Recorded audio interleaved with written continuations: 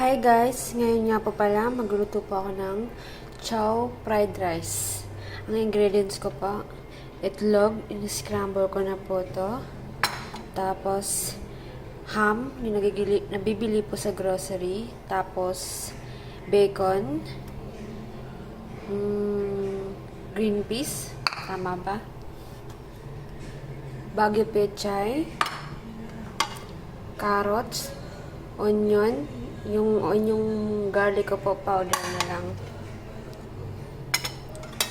Onion ring. Siyempre, yung kanin. Ngayon, mag-start na po tayo, guys. Hindi ko na pala po inugasan yung kawali ko. Pinaglutuan ko po ng itlog. Ilalagayan na ng tita.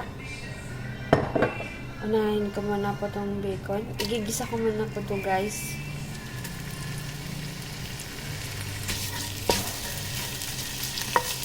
Para medyo yung taba, matunaw. Iyan ko muna siya. Medyo lutuin ko muna ng konti.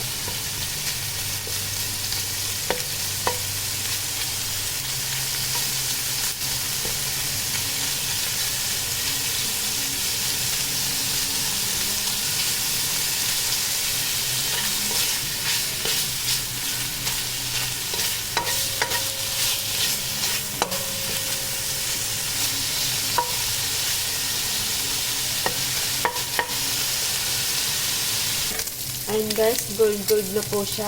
And next ko naman po tong ham.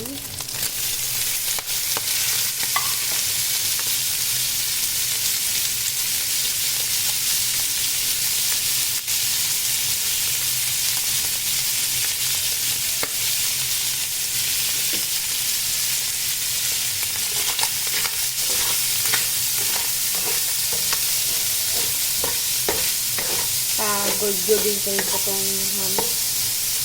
Para medyo maluto po siya.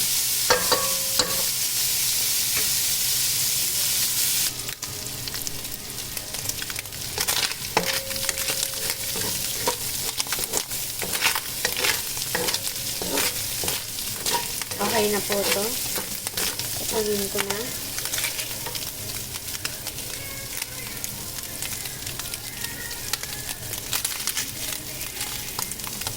Next naman po yung carrots. Medyo papalambutin ko din siya ng konti.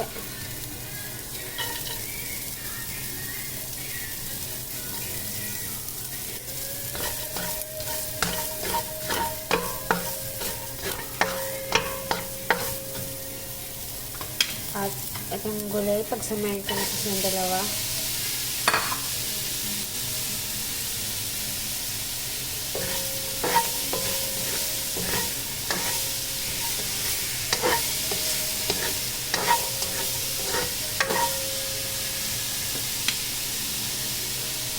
Naglagay nga pala po ako ng konting butter para hindi ko masunog. I-mix ko naman po tong green peas. Magkalasa lang po sila. Kaya ginisa ko muna po para po magkalasa at medyo lumambot.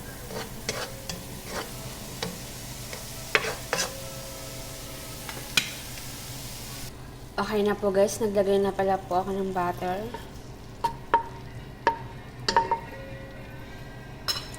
Next, i-mix ko na po itong onion.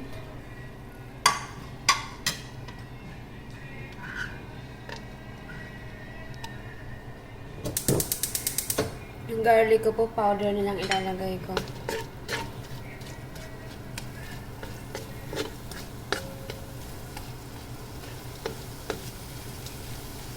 Nagkaroon siya ng itim-itim kasi hindi nasunog yung inigisa kong kulay.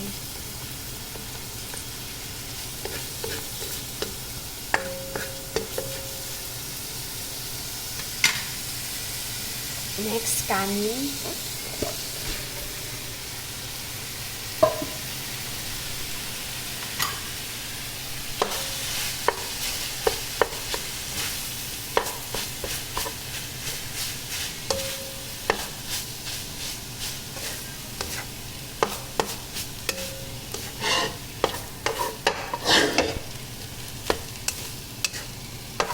Tatakpan ko muna po to guys. Tapos po siyang lolong, tatakpan ko muna.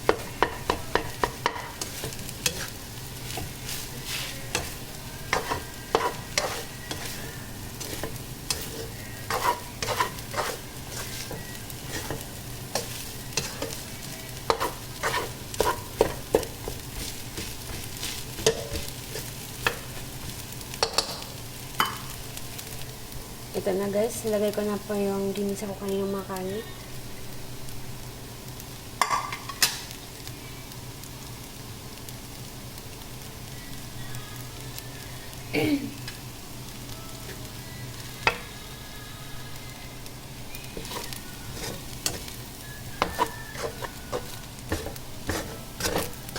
Medyo na dumikit. Bagong saing to kasi to, hindi to bahaw. Wala na kasi akong bahaw.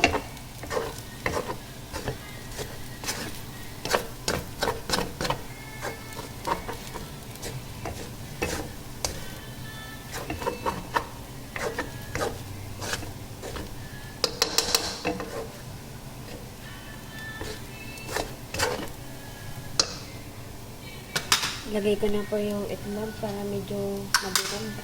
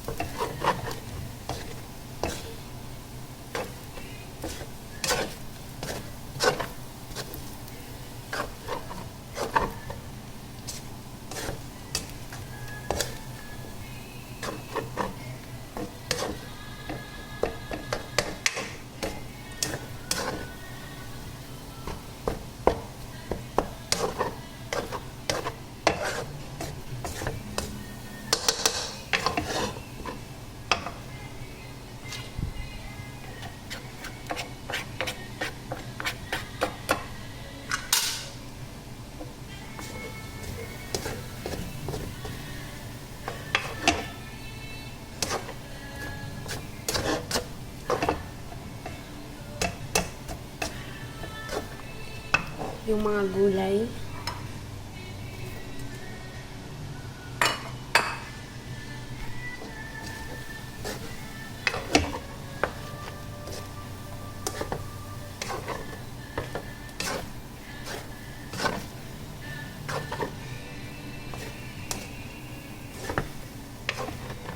Dapat pala yung gulay, in-steam ko na lang. Next time guys, yung gulay nyo po, i-steam nyo na lang para kulay green pa rin siya. Hindi siya maputla.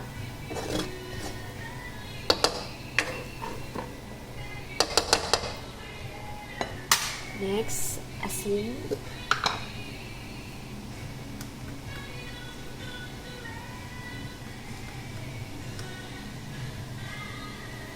Tansyahin ko muna po yung asin ko.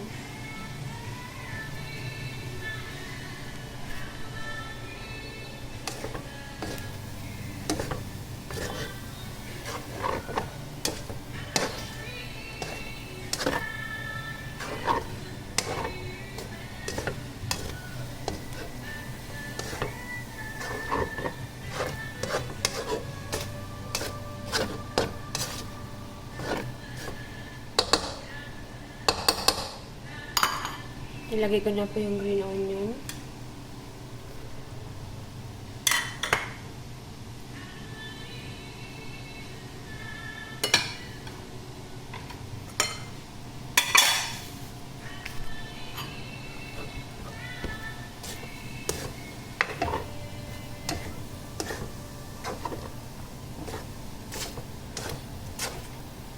Konti lang yung green onion ko. Kaya hindi siya masyado kita.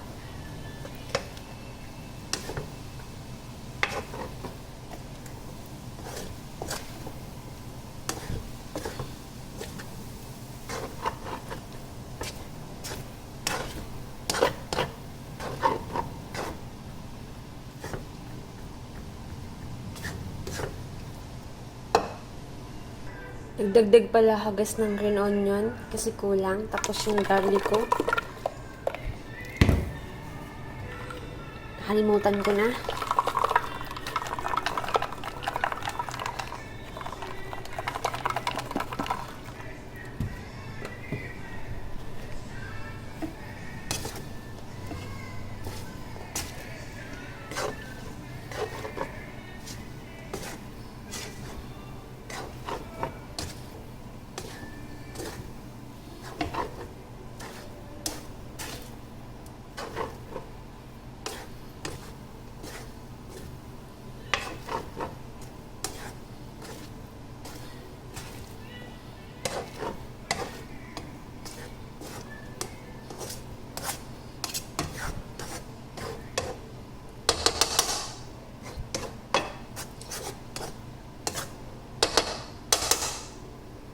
Okay na po to. Ito na po guys ang chow fried rice. Sana po nagustuhan nyo po ang simpleng recipe ko ng chow fried rice. Nautal pa ako. Thank you guys. Bye-bye.